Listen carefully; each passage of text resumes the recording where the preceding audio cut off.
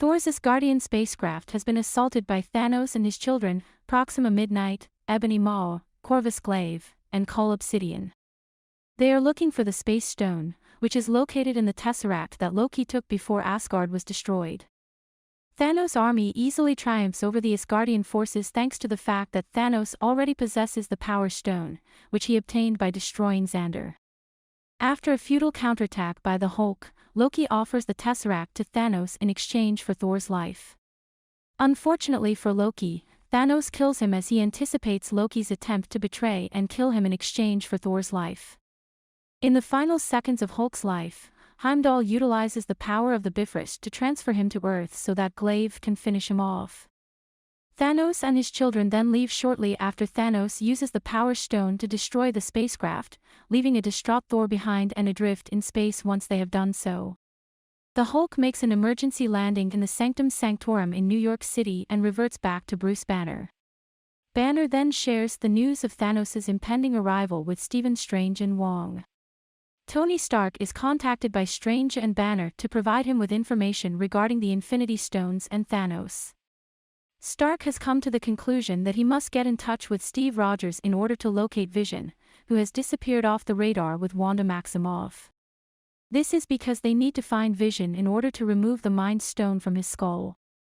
At that very moment, Maw and Obsidian arrived in New York with the intention of stealing the Time Stone from Strange.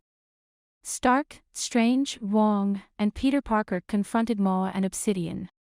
Banner discovers that he is unable to change into the Hulk and assist in the conflict as a result of the traumatic experience he had when he was defeated by Thanos. Maw knocks Strange unconscious and takes him captive while Stark and Parker follow Maw's spaceship away from Earth. Wong, meanwhile, remains on Earth to guard the Sanctorum. Banner gets in touch with the other members of the Avengers. Midnight and Glaive assault Wanda Maximoff and Vision in Scotland, where the two have been hiding out. However, Steve Rogers, Natasha Romanoff, and Sam Wilson are able to fight off their attackers and save Wanda and Vision. They come to the conclusion that the Avengers facility in upstate New York is the best place to take refuge. There, they encounter James Rhodes, who is now able to move around thanks to his prosthetic leg braces.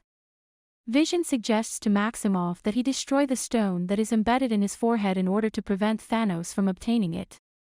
Rogers advises that they travel to the one place that has the technology to safely extract the stone from Vision without killing him, and Wanda immediately rejects. However, Rogers suggests that they journey to Wakanda because it is the only place that has this technology. Thor is saved from certain death by the Guardians of the Galaxy, who were the only ones to hear the distress signal sent out by the Asgardian ship. Thor has a hunch that Thanos will next go after the Reality Stone, which is currently held by the Collector in Nowhere. However, before Thor can go after the Reality Stone, he needs to retrieve a new weapon that is capable of killing Thanos from the dwarven planet of Nidavellir. This is because Nidavellir is home to the only forge that is capable of producing such a weapon. Thor gives Rocket the command to accompany him to Nidavellir, while Peter Quill, Gamora, Drax, and Mantis depart for Nowhere at the same time. On the way there, Gamora has a conversation with Quill in which she gets him to promise that he will kill her if the opportunity arises. Quill grudgingly gives his word that he will do it. Thanos ambushes the Guardians in Nowhere after he has already retrieved the Reality Stone and constructed an illusion of an unbroken Nowhere in order to catch them in his net. After a pivotal point in the battle, during which Gamora asks Quill to kill her and then uses the Space Stone to flee, he manages to take her captive. Thanos states that he is aware that Gamora is aware of the location of the Soul Stone after coercing information out of Nebula through her torture. Nebula manages to get away, and she sends a signal to the other Guardians, telling them to meet her on Titan, which is Thanos' home world. Thanos and Gamora travel to the planet Vormir, which is home to the Soul Stone. Once there, they meet the Red Skull, who serves as the stone's keeper and explains to Thanos that retrieving the stone comes at a steep cost. He must first give up the life of someone he cares deeply about in order to do so. In spite of his reservations, Thanos hurls Gamora to her death by throwing her off a cliff, and in exchange for this act, he is given the Soul Stone. Stark and Parker free Strange from the torture cell that Maw had constructed, and then they kill Maw by throwing him out of the ship. Stark disagrees with Strange and thinks they should take the fight to Thanos rather than withdrawing like they've done in the past. Strange believes they should retreat to preserve the Time Stone, but Stark thinks they should take the fight to Thanos. The three of them set off to confront Thanos on Titan, where they will meet Quill, Drax, and Mantis and devise a strategy to remove the gauntlet that Thanos is wearing.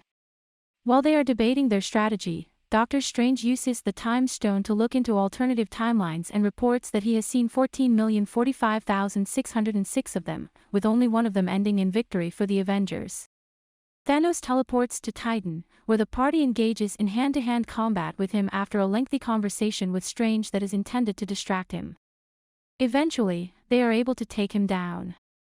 While Peter and Tony attempt to remove the gauntlet from Thanos' arm, Mantis is able to calm Thanos down and make him more cooperative. Quill and Nebula, who had arrived on Titan during the conflict, come to the conclusion that Gamora has been killed. A furious Quill retaliates by punching Thanos, which causes the group's hold on Thanos to be broken. Thanos regains control of the gauntlet and easily beats the other heroes. He then demands that Strange hand over the Time Stone or he will kill Tony Stark. This is done, and Strange then informs Tony that they have reached the end game. Thanos incorporates the stone into his gauntlet before escaping Titan with it. Thor, Rocket, and Groot find Nidavellir to be deserted and abandoned when they get there. Thor is perplexed by the fact that the enormous forge is currently idle. The huge dwarf Eitri reveals to them that Thanos compelled the dwarves to construct his gauntlet in exchange for Thanos killing all of the dwarves other than Eitri. Eitri is the only dwarf left alive. After much effort was put into reactivating the forge and reigniting the neutron star that powers it, the four of them were finally able to produce Stormbreaker, a combat axe that serves as Thor's new weapon and bestows upon him the power of the Bifrost. In the meantime, the Avengers make their way to Wakanda and give Shuri the responsibility of removing the Mind Stone from Vision in a risk-free manner. The Outrider army headed by Thanos arrives and begins attacking Wakanda.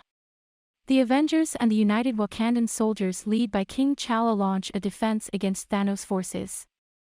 King T'Challa is at the helm of the defense. Glaive sneaks into Shuri's laboratory and launches an assault on Vision. Before Thor, Rocket, and Groot could enter the fray, the Outriders had already begun their complete and utter destruction of the opposing armies. Midnight, Obsidian, and Glaive are all put to rest, and just as the tide seems to be shifting in the Avengers' favor, Thanos arrives to retrieve the Mind Stone. Tearfully, Maximoff tries to stop Thanos from retrieving the Mind Stone by destroying it while it is still implanted in Vision. However, Thanos uses the Time Stone to reverse the event and rip the Mind Stone out of Vision, which ultimately results in Maximoff's death once more. Thor launches an assault and drives Stormbreaker into Thanos' chest, but Thanos manages to fend off the attack long enough to snap his fingers with the gauntlet. On a distant universe, he discovers Gamora when she was just a youngster. She inquires about the expense after he has confirmed that he has accomplished his objective. Everything, is what he says in response. Back on Earth, Thor watches in horror as Thanos teleports away from the battlefield, his gauntlet having been damaged as a result of the battle as well as his left arm and a portion of his chest having been scorched. People start dissolving, bringing Thanos one step closer to achieving his goal of wiping off half of all life in the cosmos. Bucky Barnes, T'Challa, Groot, Maximoff, Wilson, Mantis, Drax, Star-Lord, Strange, and Parker are among the heroes who are reduced to ash and vanish. The only heroes still alive in Wakanda are Steve Rogers, Thor, Bruce Banner, Romanoff, James Rhodes, Rocket, and Okoye, along with M'Baku. On Titan, Nebula and Stark are the only two people who are still alive. Thanos awakens on a different lush and green world, his chest wound has been healed, and he is calmly watching the sunset with a tiny smile on his face, content in the knowledge that he has accomplished his ultimate aim. After the credits have rolled, there is a sequence that depicts the world in complete anarchy. Individuals are seen turning into ash, driverless automobiles smash on the street, and a helicopter can be seen crashing into a skyscraper and exploding. Nick Fury, a former director of S.H.I.E.L.D., and Maria Hill, a deputy director of S.H.I.E.L.D., both observe the happenings on the street before dissolving. Fury is able to transmit one last distress signal to Captain Marvel before he disappears. Thanks for watching and don't forget to subscribe for other recaps.